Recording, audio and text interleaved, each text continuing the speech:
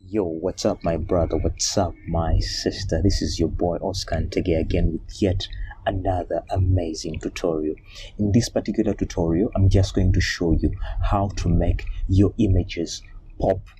If you're the kind of person who shoots a lot of natural light and wants to know how to make your images pop, like they were taken with the studio lights or with those off-camera flashes or glamour lights, this is the best tutorial for you.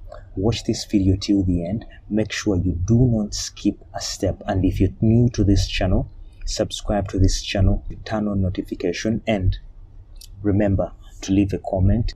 Your feedback is very important, and it is one of the few things that help me give you better tutorials or even serve you better.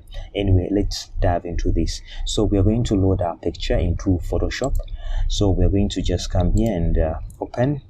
It's on the desktop, and yeah, this is our image right here. Okay, now when you look at this particular image, if for those of you who watched my previous video, this is our model. This is the girl that I shot in my last video, where I was sharing with you the 8 tips that can make your portrait photography much better. Her name is Desire, a very beautiful girl with her Bantu knots and all that. So this is the image we are going to make pop. As dull as you see it, we are going to make it look like a glamour kind of shot. So let's dive into this. Now, this is the camera raw interface. So the first thing we have to do is we have to convert it to 16-bit. Let me talk about this a little bit. When you convert it to 16-bit, it is just like you expanding the dynamic range of the image, so that when you put in things like saturation and vibrancy, the colors don't appear like watercolor. I don't know whether it makes sense. Let me say this again. When you raise this to 16 bits, it's like you expanding the dynamic range of the image. Even when you put in saturation, the colors won't appear like painterly. They won't get that painterly kind of effect. I'm explaining this tutorial in such a way that even a 5-year-old or a person that has not used Photoshop can understand it. So let us go through this. I'll cancel and we take it step by step. So you just come here, over here, right here, and what you do, you come here in the 8 bits channel and turn this to 16-bit. That's all you have to do. Leave the rest at default and then just say okay. So now we've turned this image into a 16-bit kind of image. Now we have all our colors strong and subtle within. So the first thing you do is definitely called calibration. Now calibration, when you look into your camera, there are picture styles. There is what they call picture styles. In Canon, it's picture styles. In Nikon, it is picture control, where you have things like vivid, landscape, and you go through all that stuff. Yeah, that is where you will find that kind of stuff. So you first go into that calibration. So the first thing I do is I first calibrate my image so that it matches the picture style that I shot in. Most of the times I shoot my pictures in landscape picture style because of the vibrancy and the sharpness the landscape picture style has. So I'll just come here and turn it to landscape picture style. You see, that is already the first step. Let me just take it back to the Adobe Standard, the default. That's how it looks like in Adobe Standard. But once I turn it into landscape, it gets back the original color. If you're using like the Canon software that comes in with your camera, it turns the image exactly how it looked like in the JPEG format. Let me rephrase this again. If you use the camera software that came with the camera, that is if you bought your camera brand new, and calibrate your image, the image would look exactly like the way it looked like on your screen in the calibration process. But since we are using a third-party software that is not in any way connected to Canon,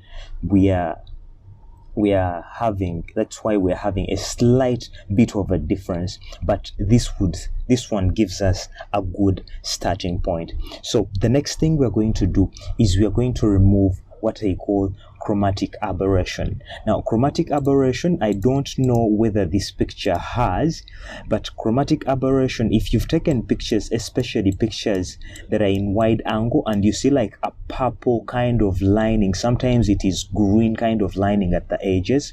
Now, that is chromatic aberration. That is one thing you have to remove because it makes images look very, very cheap, and you don't want to have cheap looking images. Most of the times this thing comes about on images that are backlit, on images where the glass is cheap, in wide angle pictures, and at the edges of the eyes. So usually that is some other thing that I come and remove. So I just come and come here into color and then say remove chromatic aberration. I use usually the automatic bit that usually removes everything. Yeah, so now when that is done, the next thing is where we come and begin testing out these knobs here. These ones here, we're going to work on the exposure, we're going to work on the highlights and the like.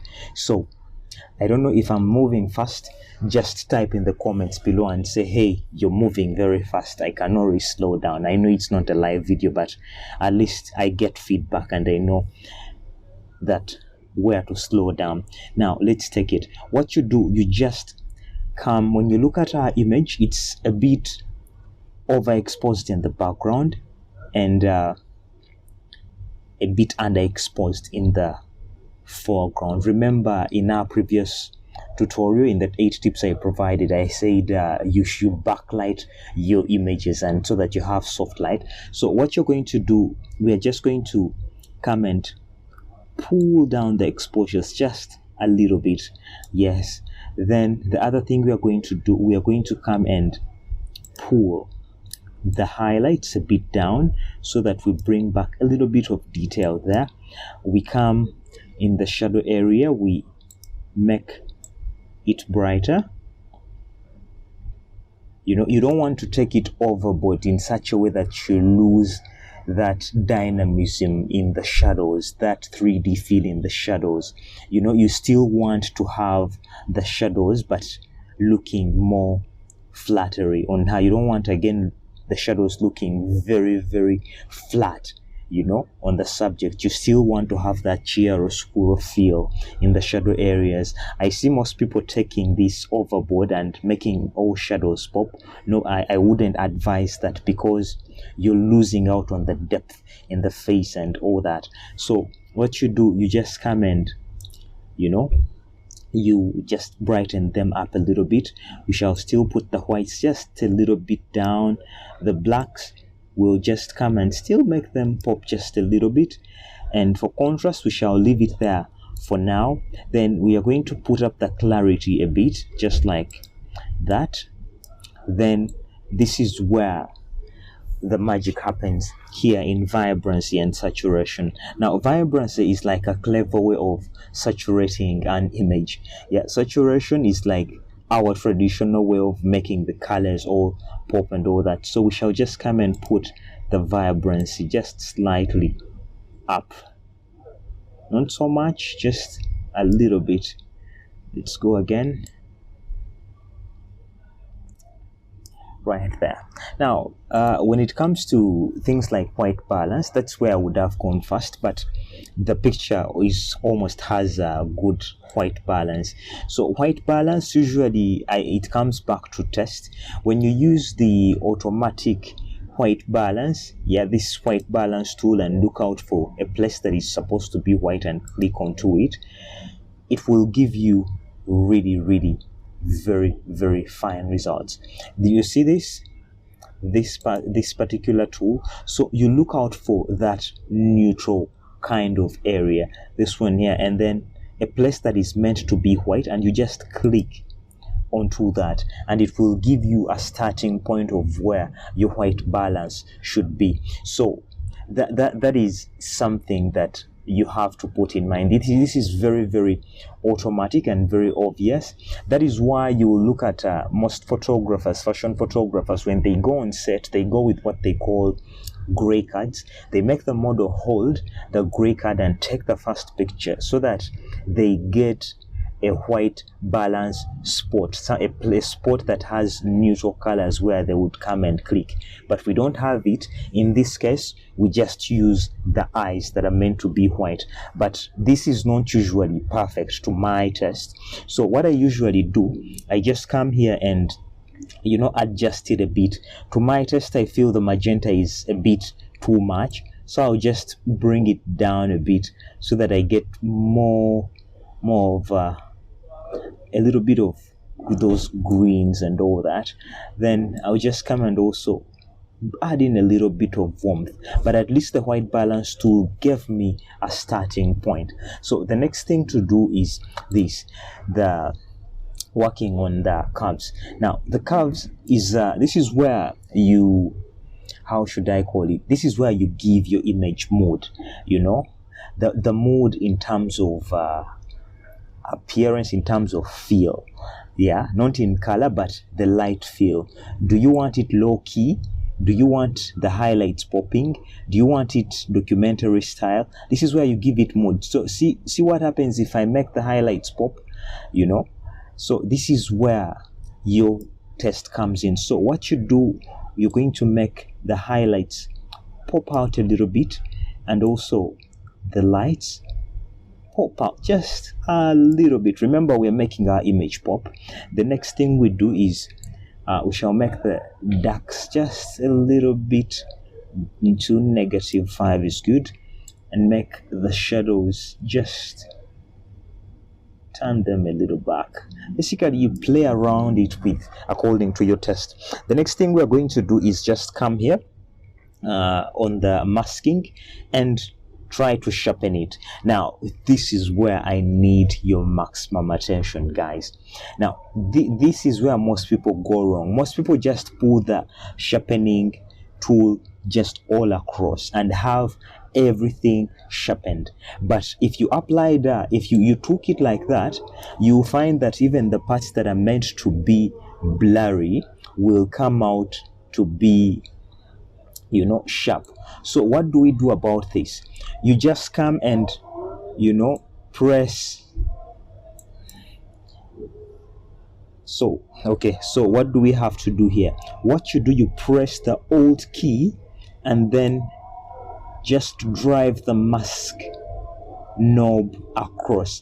Now everything that you see that is white, that is where the sharpening is going to be applied, and everything that is black, that is where the sharpening is not going to be applied. So you just come and push that slightly forward like that. We just want it on the eyes, some bits of the skin pores, and so you just come and pull the sharpness to your level. This is now a question of test, just like that. So the next thing we do here is sorry, computer is a bit slow. So the next thing we are going to do is we are going to just come here and remove that RGB noise that usually comes in the shadows. We are lucky that this image in particular doesn't have that RGB noise, but most of the times when we shoot pictures indoors, especially in the shadows, we tend to get that RGB kind of noise there. So what you do, you just come on this knob of color and then you just push it forward so that you desaturate all that RGB noise. The other thing that happens about raw images is usually the graininess. They tend to have something like a grain on it that JPEG images don't have. What do you do about that? What you do, you just have to increase the luminancy of that, and so that you lose out on that grain. So you come and just increase the luminancy a bit. You know, it is more like you putting on like that fast kind of edit onto your image, and it is something you really need to apply to most of your raw images, so that you reduce on the amount of grain that you have on those particular images. So we're going to do that. So just increase it like around 35 is good enough. This is an outdoor image, so the grain is not that visible. So the next thing we are going to do, we are not going to do split toning, we are not going to do any of these things. So the next thing we are going to do, we are just going to put it in Photoshop now. So you just come here and say open image. Yeah, here we go. Now here we are in Photoshop right now. So in Photoshop we are going to do two things. We are going to do skin retouching and color grading. Those are the two things we are going to do. So the skin retouching, we are going to use frequency separation. For those of you who don't know what frequency separation is, definitely you should check out this tutorial here that gives you a full explanation of frequency separation. What I'm going to do here, I'm just going to do like a full run through of frequency separation, skin retouching, then we jump straight into the coloring thing. I'm going to fast forward this video, the frequency separation bit, and then you know we go through it.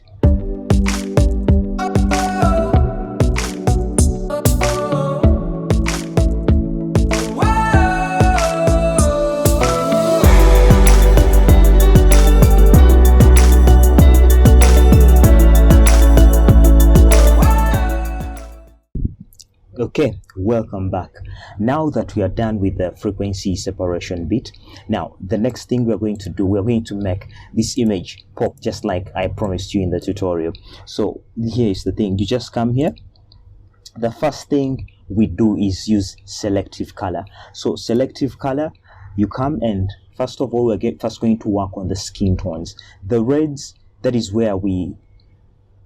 when you tackle the reds here, you're basically working on the skin tones. With the skin tones, what we do, we just want to reduce a bit of cyan and add in a bit of reds just like that, and maybe just pull out a bit of the magenta, and then we just add in a bit of black so that the skin tones are more firm. The next thing we do is we handle the neutrals. These are the grays, the whites, and all that. It is like another way of white balancing your image. So you can add in more cyan depending on the field you want, but what we want it to pop, just like a bit of magenta, just like that. The blacks, we just have to make them right there. So the next thing we are going to do right now, we are going to put in a bit the next thing we are going to do, we are just going to select particular colors and make them pop. This is what we do. You just come and say hue saturation, just like that. So you see this particular knob here, you just come and click over it and then click onto the blue and just press your mouse button down and drag it forward. See how the cyans are popping just like that. So you do the same for, you just create actually a new layer. Still, you still create a hue saturation layer just here like that. So what we are going to pop right now are going to be the reds, these particular reds. So you just come, click over it, and then just pop the reds just like that. We don't want the reds affecting the skin tones. The skin tones like turning out to be ugly. So what you do, you press Ctrl-I on your keyboard and then get your brush, and then you paint white over this. Let's raise the opacity and flow just like that, because we don't want it over the skin tones. You press X on your keyboard if you want to invert the colors and bring them back. You know, you can do this perfectly well on your computer. So the next thing we are going to do here is we are just going to put in a bit of levels now, just like that. We put the midtones back and then bring back the blacks. Then these midtones, we bring them a little bit back. Remember, we don't want to crash the blacks to this level of us losing out on the feel. And again, we don't want to kill that chiaroscuro feel, that illusion of depth. So we just play around it until we see it really looking nice. So the next thing we are going to do, we are going to give this image a bit of white light, you know, so that it doesn't look like a sunset kind of image. So you just come and into the blue, you choose blue over here, and then get this highlight knob and just drive it slightly back towards the side. So the next thing we are going to do after this, we're going to add in a bit of vibrancy, just like that, and then boom, and there you have it. Excuse me, there is a helicopter passing by here.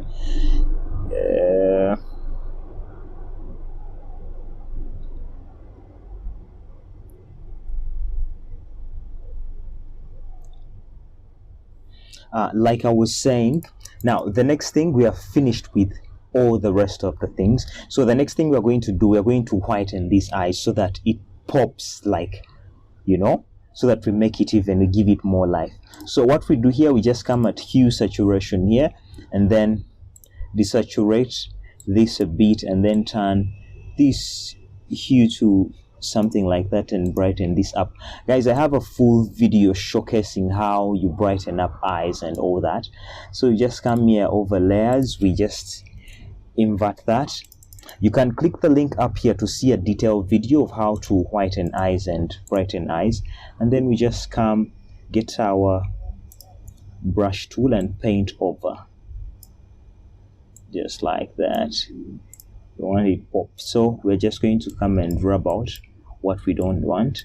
Watch the full video of how to make eyes more present, just up there, and make sure you don't paint over the pink parts of the eyes, because you don't want her turning out to be with robotic eyes. So that is what we are going to do. We reduce the opacity a bit so that they look a bit natural, and yeah, let's crop it in the way that adds value to it. And then we see, because this is an image for Instagram, I'll just crop it in 4 by 5 dimensions, and then yeah, I'm just going to crop out all this, and I'll leave negative space so that her face looks into it, and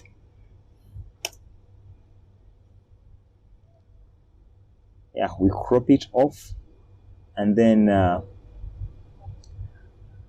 boom, that's our image. That's how you pop images in Photoshop. Basically, you do most of the work in Camera Raw, so that by the time you get in Photoshop, you're only saturating or making particular parts more vibrant. I hope to see you in my next tutorial. With that, I hope to see you again. If you have not yet subscribed to this channel, take a moment, subscribe to this channel, leave comments below. I would love to see you in my next tutorial, and adios.